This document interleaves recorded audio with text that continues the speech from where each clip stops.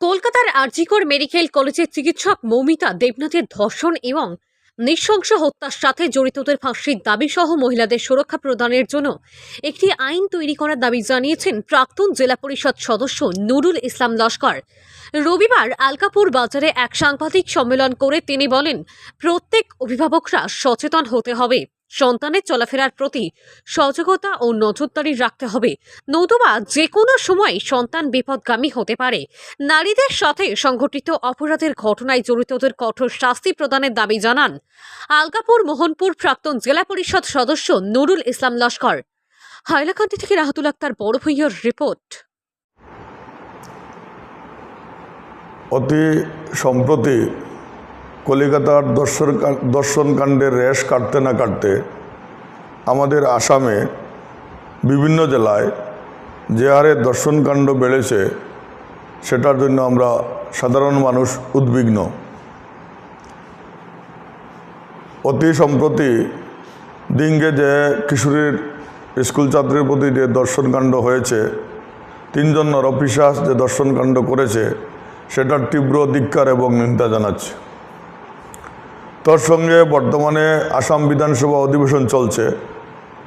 আমি এই অধিবেশনে মাননীয় মুখ্যমন্ত্রী এবং সরকারের কাছে জোরালো দাবি জানাচ্ছি যে পক্সো আইন অ্যামেন্ডমেন্ট করে, এই অধিবেশনে অ্যামেন্ডমেন্ট করে অন্তত 1 মাসের ভিতর এই ধরনের দুষ্কৃতিকারী যারা, তাদেরকে 1 মাসের ভিতর ফাঁসি প্রদান করার আমি জোরালো দাবি জানাচ্ছি।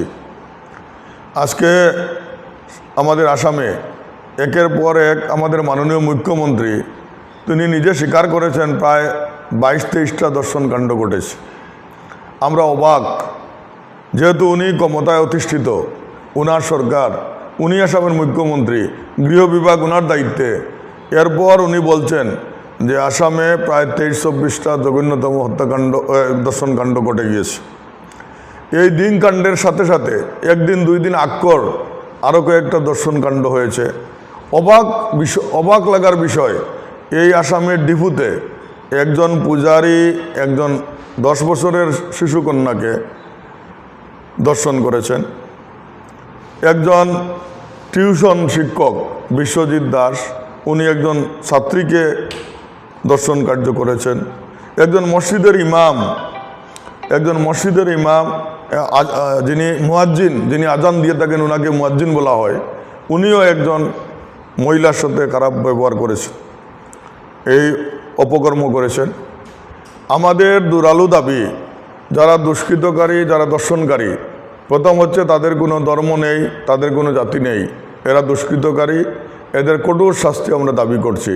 ফার্স্ট কোর্ট বসিয়ে অন্তত 1 মাসের ভিতর দোষীদেরকে তদন্ত প্রক্রিয়া শেষ করে অতি কম সময়ের ভিতর 1 মাসের ভিতর তাদেরকে ফাঁসি দেওয়ার দাবি জানাচ্ছি।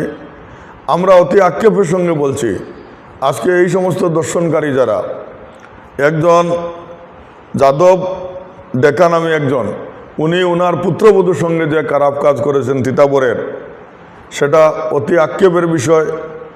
আমাদের কিছু স্বার্থন্বেষী মহল, বিশেষ করে রাজনৈতিক নেতৃস্থানীয় ব্যক্তি যারা সংবিধানের শপথ নিয়ে আজকে যারা ক্ষমতায় বসে আছেন, যারা শপথ নিয়েছেন, আজকে তারা এই সাম্প্রদায়িক মেরুকরণ করার জন্য বিশেষ সম্প্রদায়কে টার্গেট করে যে এই বস্তুটাকে, যাতে এই প্রধান ইস্যুটাকে বিভিন্ন ইস্যুতে রং লাগিয়ে একটা বিভাজন সৃষ্টি করা যায়, তার যে অপচেষ্টা চলছে সমস্ত আসামে, সেটার আমরা তীব্র ধিক্কার জানাচ্ছি।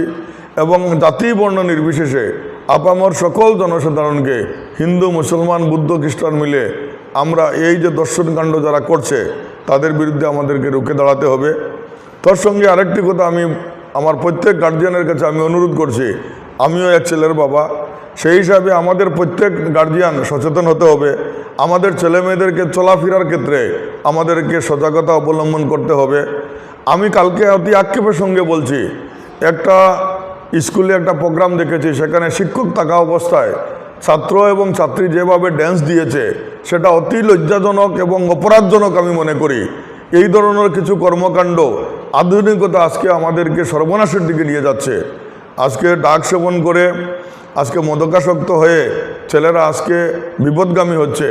আমাদের সমাজকে এগিয়ে যদি নিতে হয় তাহলে আমাদের সচেতনতা করতে হবে।